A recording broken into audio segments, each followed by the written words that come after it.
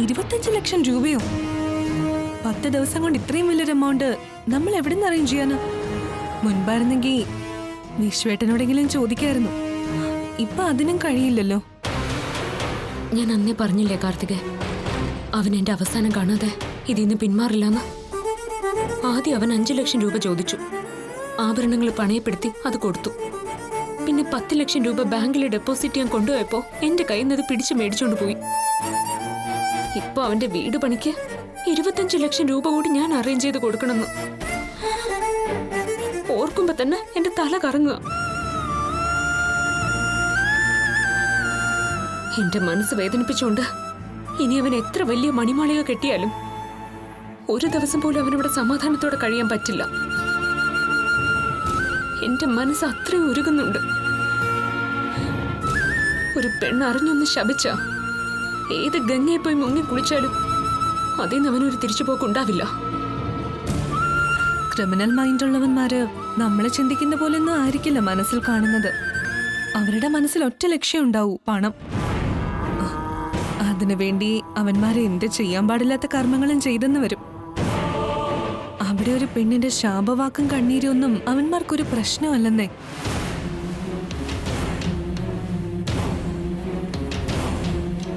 ഭദ്രൻ ഒരു ഒന്നാന്തരം ക്രിമിനലാ. അവൻ ചോദിച്ച പണം കൊടുത്തില്ലെങ്കിൽ ചിലപ്പോ അവൻ പറഞ്ഞതുപോലെ തന്നെ ചെയ്യും. അവനൊന്നും നഷ്ടപ്പെടാനില്ല. നഷ്ടം എപ്പോഴും നമുക്കേ സംഭവിക്കൂ. അതുകൊണ്ട് അവൻ പറഞ്ഞ പണം എങ്ങനെയെങ്കിലും കണ്ടെത്തിയേ പറ്റൂ. കാർത്തിക, അതെങ്ങനെയാന്ന് എത്ര ചിന്തിച്ചിട്ട് മനസ്സിലാവുന്നില്ല.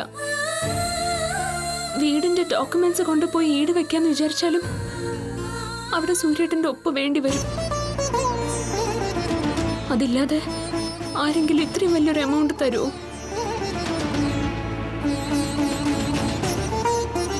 കാർത്തിക എന്താ ആലോചിക്കുന്ന?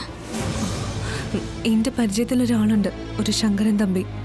ആള് സിറ്റിയിലൊരു ഫിനാൻസ് കമ്പനി നടത്തുക. ആൾക്ക് ചില പ്രശ്നങ്ങളൊക്കെ വന്നപ്പോൾ ഹെൽപ്പ് ചെയ്തത് വിശ്വേട്ടനാ. അതുകൊണ്ട് ഞാനൊരാവശ്യം പറഞ്ഞാൽ അയാൾ തള്ളിക്കളയില്ല. എന്തായാലും നമുക്ക് അയാളെ ഒന്ന് പോയി കാണാം. ഡോക്യുമെന്റ്സ് ഇല്ലാതെ പണം സംഘടിപ്പിക്കാൻ ഇതില്ലാതെ മറ്റൊരു വഴിയും ഞാൻ കാണുന്നില്ല. അയാള് പണം തരുമായിരിക്കും അല്ലേ? ഞാൻ പറഞ്ഞില്ലേ, വിശ്വേട്ടന്റെ പെങ്ങളൊരു സഹായം ചോദിച്ചാ അയാൾ എന്തായാലും അത് ചെയ്തു തരാതിരിക്കില്ല. അതുകൊണ്ട് നീ വെറുതെ ടെൻഷൻ ആവണ്ട. പണം കിട്ടിയെന്ന് തന്നെ കരുതിക്കോ.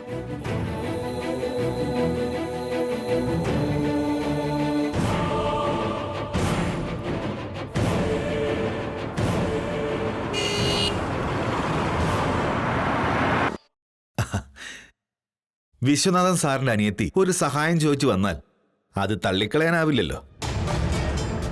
സാർ എന്നെ വിളിച്ചിരുന്നു. പണം കിട്ടിയും തന്നെ കൂട്ടിക്കോ. കാർത്തിക മോള് ഒന്നല്പം അങ്ങോട്ട് നിന്നേ. പണത്തിന്റെ തിരിച്ചടവ് സംബന്ധിച്ച് ആ കുട്ടിയോട് കുറച്ചൊന്ന് സംസാരിക്കണം. അതിനെന്താ?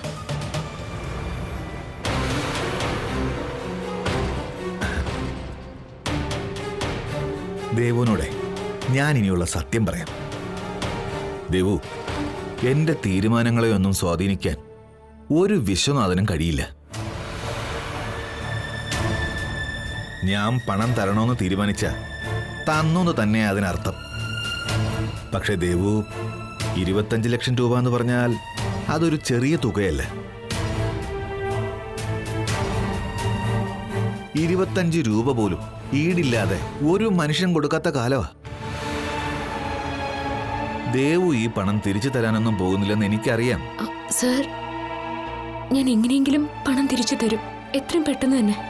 ദേവു എങ്ങനെ തരുമെന്നാ പറയുന്നേ? പണം വാങ്ങാൻ വരുന്നവരെല്ലാം ഇങ്ങനെയൊക്കെ തന്നെയാ പറയുന്നത്. ദേവു കേട്ടിട്ടുണ്ടോ? പണം കൊടുത്ത് ശത്രുക്കളെ വാങ്ങുന്ന രസമുള്ളൊരു കളിയാണ് കടം കൊടുക്കലെന്ന്. അങ്ങനെ ഒരുപാട് ശത്രുക്കളെ ഞാൻ സമ്പാദിച്ചിട്ടുണ്ട്.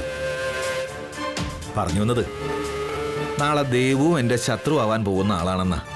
സർ, അത് ഞാനൊരു ബിസിനസ്സുകാരനല്ലേ. ലാഭമില്ലാത്ത ഒരു കളിക്ക് ഞാൻ ഇറങ്ങില്ല. ഈ ഇടപാടിനെ പറ്റി ഞാൻ ദൈവത്തോട് ചോദിച്ചു. നെഗറ്റീവായ മറുപടിയാ കിട്ടിയത്. പക്ഷെ പണം ഞാൻ ദേവുന് തരും. അതിനൊരു കാരണമുണ്ട്. ദേവു എനിക്ക് ഈ പണം തിരിച്ചു തരണ്ട, ഞാൻ ചോദിക്കേയില്ല. ദേവു ഒരു ആവശ്യം ഉണ്ടായപ്പോൾ എന്നോട് കുറച്ച് പണം ചോദിച്ചു. ഞാൻ സഹായിച്ചു എന്ന് കരുതിയാ മതി. അതുപോലെ എനിക്കൊരാവശ്യം ഉണ്ടാവുമ്പോൾ ദേവും തിരിച്ച് സഹായിക്കണം. ആ ഉറപ്പിൽ 25 ലക്ഷം രൂപ സഹായിക്കും. സാറിന് ഞാൻ എങ്ങനെ സഹായിക്കണം? ഓ പിന്നെ ഒന്നും അറിയാത്തതുപോലെ. ഇനി വളച്ചു കിട്ടാതെ കാര്യം പറയാം. ദേവുവിന് എനിക്കങ്ങ് ഇഷ്ടപ്പെട്ടു. ദേവു ഈ പണം ഇൻസ്റ്റാൾമെന്റ് ആയിട്ട് അടയ്ക്കുന്നത് പോലെ വല്ലപ്പോഴും ഈ വഴിയൊക്കെ ഒന്ന് വന്നു പോയാൽ മതി.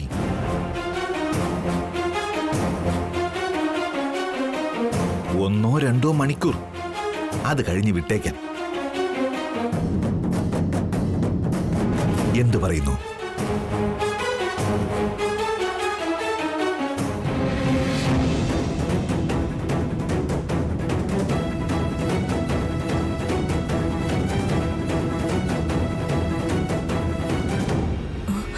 എന്താ ദേവു?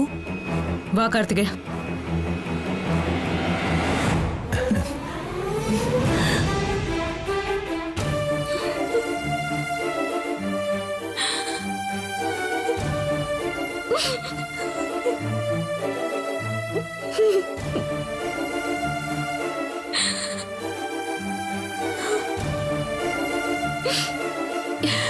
ദേവു, ഞാനിത് വിടാൻ പോവാ കാർത്തികേ.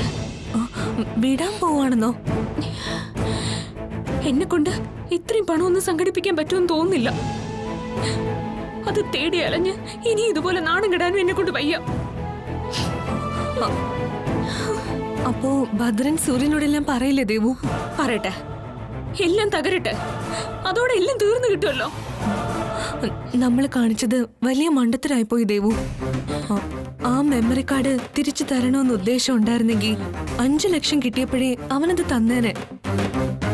വീണ്ടും പണം ചോദിച്ചപ്പോ നമ്മളത് കൊടുക്കാൻ പാടില്ലായിരുന്നു. 10 ലക്ഷം കൂടി കിട്ടിയപ്പോ അവൻ 25 ചോദിച്ചു. നാളെ അവൻ 50 ചോദിക്കും. എവിടെ നിന്ന് എടുത്ത് കൊടുക്കും നമ്മള്? അത് തന്നെ കാർത്തികൻ ഞാൻ പറഞ്ഞത്. സൂര്യേട്ടൻ എല്ലാം അറിയട്ടെ എന്ന്. അവന് ചെയ്യാനുള്ളത് എന്താന്ന് വെച്ചാൽ ചെയ്യട്ടെ. അവനെ കൊണ്ടൊരു ചുക്കം ചെയ്യാൻ പറ്റില്ല ദേവു.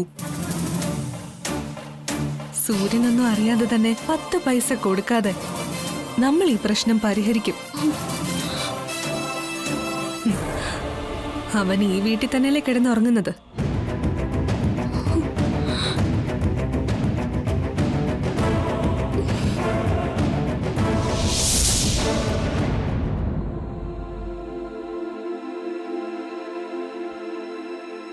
ദേവൂട്ടിയുടെ മുഖം കണ്ടാൽ എനിക്ക് വിളമ്പിത്തരാൻ കൊതിച്ചു നിൽക്കുന്ന പോലെ ഉണ്ടല്ലോ. വാ എന്റെ ദേവൂട്ടി, ഭദ്രേട്ടന് ഇതൊക്കെ ഒന്ന് വിളമ്പി തന്നേ. വാന്നേ. നിനക്ക് വിളമ്പിത്തരാൻ ഞാൻ ആരോടോ? തന്റെ ഭാര്യയോ? ചൂടാവല്ലേ, ഞാൻ എടുത്ത് കഴിച്ചോളാം. ദേവൂട്ടിക്ക് ദേഷ്യം വരുമ്പോൾ കാണാൻ നല്ല ഭംഗിയാ കേട്ടോ.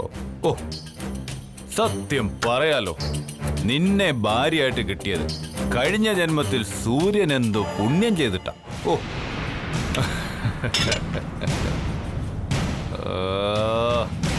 എന്താ ദേവൂട്ടി ഇത്? എല്ലാ ദിവസം രാത്രിയിൽ ചപ്പാത്തിയും വെജിറ്റബിൾ കറി. വെറൈറ്റി ആയിട്ട് എന്തെങ്കിലും ഒന്നും ഉണ്ടായിക്കൂടെ? വല്ല ചിക്കൻ 65ഓ മട്ടൻ ചാപ്സോ അങ്ങനെ നാവിന് രുചിയുള്ള എന്തെങ്കിലും ഒന്ന് കഴിക്കാനായിട്ട് ഉണ്ടാക്കി തന്നൂടെ? ഇതൊക്കെ കഴിച്ചാലേ എനിക്ക് വയറ്റിൽ ഗ്യാസ് കയറും. ദേവൂട്ടി ഒരു കാര്യം ചെയ്യും, അടുക്കളയിൽ പോയി നല്ല സ്പൈസി ആയിട്ട് എന്തെങ്കിലും ഒരു സ്പെഷ്യൽ ഫുഡ് ഉണ്ടാക്കി കൊണ്ടുപോവാം. നോക്കിക്കൊണ്ട് നിൽക്കാതെ ഒന്ന് ചെല്ല് ദേവു. തൊട്ടുപോറി തന്നെ. ചെല്ല്.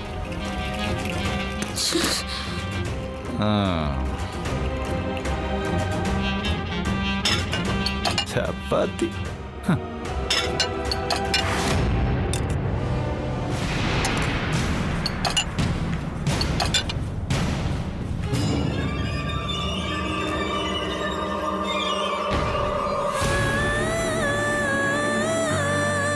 അവനെന്താ പറയുന്നത്?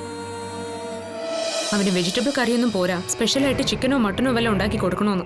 ഓ അങ്ങനെയാണോ? ചിക്കനും മട്ടനും ഒന്നുമില്ല. തൽക്കാലം ഈ പാല് കുടിക്കാൻ പറ അവനോട്. എന്താ കാർത്തികേ, നീ അവന് പാലൊക്കെ കൊടുത്ത് തടി വെപ്പിച്ച് ഇവിടെ നിർത്താൻ പോവാണോ? ഇത് വെറും പാലല്ല, അവന് വേണ്ടി സ്പെഷ്യലായിട്ട് ഉണ്ടാക്കിയതാ. പാലിൽ പഞ്ചസാര ഇട്ടതിന്റെ കൂടെ കുറച്ച് ഉറക്ക ഗുളിക കൂടി പൊടിച്ചു ചേർത്തിട്ടുണ്ട്. ഈ പാല് കുടിച്ചു കഴിഞ്ഞാ അവനറിയാതെ ഉറങ്ങും. പിന്നെ നമ്മൾ പ്ലാൻ ചെയ്തതുപോലെ അവന്റെ കയ്യിലുള്ള മെമ്മറി കാർഡ് ഈസി ആയിട്ട് എടുക്കാം. അതോടെ അവന്റെ ബ്ലാക്ക് മെയിൽ ഇത് പണം തട്ടിയെടുക്കുന്ന ഏർപ്പാട് അങ്ങ് നിന്നോളും. നീ ഇത് വേഗം കൊണ്ടുപോയി കൊടുക്കവന്.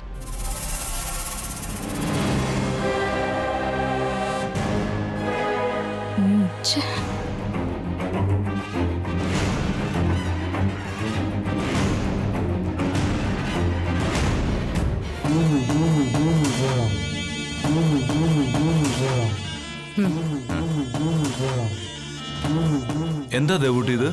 തനിക്കെന്താ കണ്ണു കണ്ടൂടെ? പാല്. അത് മനസ്സിലായി. ഇതെന്തിനാണ് എനിക്ക് കൊണ്ട് തന്നതെന്നാണ് ചോദിച്ചത്. നീയല്ലേ പറഞ്ഞത് നിനക്ക് സ്പെഷ്യലായിട്ട് വേണമെന്ന്? അടുക്കളയിൽ സ്പെഷ്യലായിട്ടേ ഇതേ ഉണ്ടായിരുന്നുള്ളൂ. ഇത് കുടിച്ചിട്ട് പോയി കിടന്ന് ഉറങ്ങും. ദേവൂട്ടി, ഇതോടെ എടുത്തോണ്ട് പോ. പാല് കുടിച്ചാൽ എന്താ, താൻ ചത്തുപോവോ? എന്താ ദേവൂട്ടി പറയുന്നത്? പാലൊക്കെ കുടിക്കാൻ നമ്മുടെ ആദ്യരാത്രിയാ? അതൊക്കെ നേരത്തെ കഴിഞ്ഞതല്ലേ. ദേവൂട്ടി പോയി നല്ലൊരു ഓംപ്ലേറ്റ് ഉണ്ടായിക്കൊണ്ട് വന്നേ. നീ ഉണ്ടാക്കുന്ന ഓംപ്ലേറ്റ് ആണ് ഇന്നത്തെ എന്റെ സ്പെഷ്യൽ. പിന്നെ ഓംപ്ലേറ്റ് നിന്നെ പോലെ തന്നെ സ്പൈസി ആയിട്ടിരിക്കണം കേട്ടോ. മനസ്സിലായില്ലെങ്കിൽ ഞാൻ പറഞ്ഞുതരാം. സവാള ചെറുതായിട്ട് കൊത്തി കൊത്തി അരിയണം.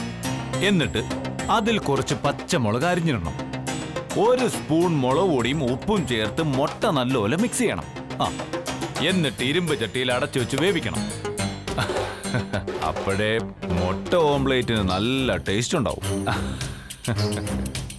പിന്നെ അവസാനം കുറച്ച് കുരുമുളക് പൊടിയോട് ഇടാൻ മറക്കല്ലേ. ഇനി ഇതൊന്നും ഇട്ടില്ലെങ്കിലും ഓംപ്ലേറ്റിന് നല്ല ടേസ്റ്റ് ആയിരിക്കും. കാരണം എന്റെ ദേവൂട്ടിയുടെ കൈ കൊണ്ടല്ലേ ഉണ്ടാക്കുന്നത്. അതിന്റെ രുചി ഓർത്തിട്ട് ഇപ്പോഴേ എന്റെ വായിൽ കപ്പലോടുക. ദേവു, വരുമ്പോ കുറച്ച് തണുത്തുള്ളോടെ എടുത്തേക്കണേ.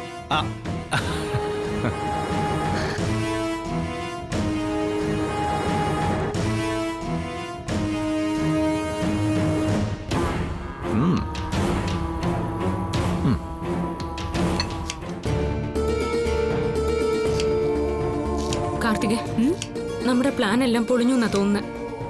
അവന് പാലൊന്നും വേണ്ടാന്ന്. പിന്നെ അവനിപ്പോ എന്താ വേണ്ടേ?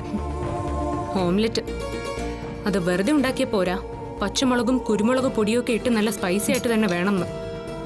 അതിനെന്താ, അങ്ങനെ തന്നെ ഉണ്ടാക്കി കൊടുക്കാലോ. ദേവു, ഉറക്ക ഗുളിക പാലിൽ തന്നെ കലക്കി കൊടുക്കണമെന്ന് ഒരു നിർബന്ധവുമില്ല. ഓംലെറ്റിലും ചേർക്കാം. നീ കണ്ടോ അവനെ നമ്മൾ എങ്ങനെയാ ഉറക്കി കിടത്താൻ പോകുന്നതെന്ന്.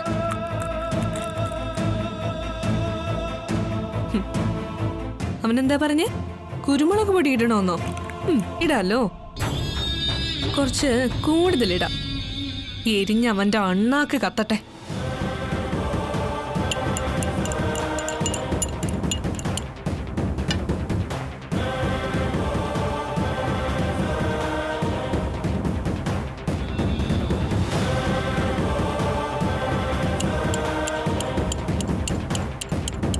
നീ ആ പാലൊന്ന് ചൂടാക്ക്.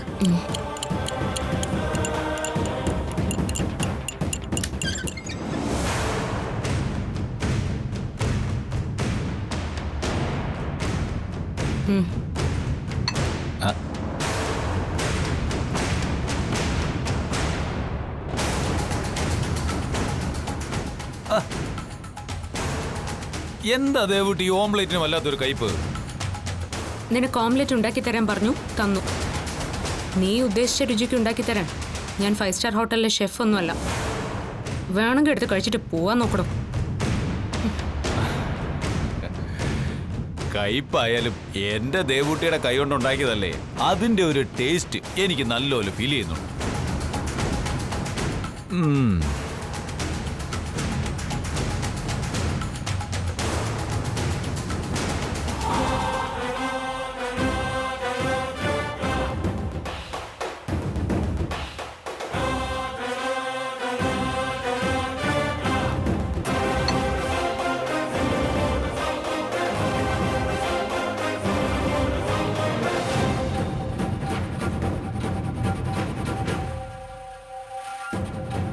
അതുകൊണ്ട് സാറിന്റെ അപ്പച്ചിക്കും ഒന്നും ചെയ്യാൻ പറ്റില്ല. പിന്നെ അപ്പച്ചിയോടുള്ള സ്നേഹവും ബഹുമാനം കൊണ്ട് പെട്ടെന്ന് സാറിന്റെ മുഖത്ത് നോക്കി കാര്യങ്ങൾ പറയാൻ പറ്റുന്നില്ല. എന്തായാലും പറഞ്ഞല്ലേ പറ്റൂ.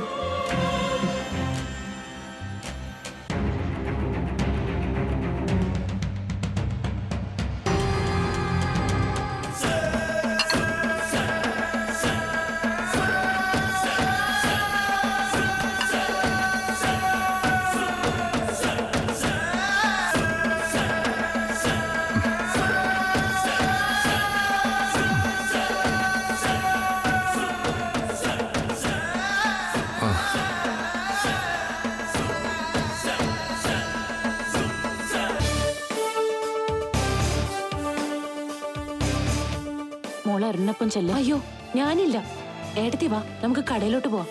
അപ്പൊ എന്നെ ഉപേക്ഷിച്ച ഇനി സാറിനൊപ്പം വന്നാലേ ഉപേക്ഷിക്കേണ്ടി വരും. വാ എടുത്തി.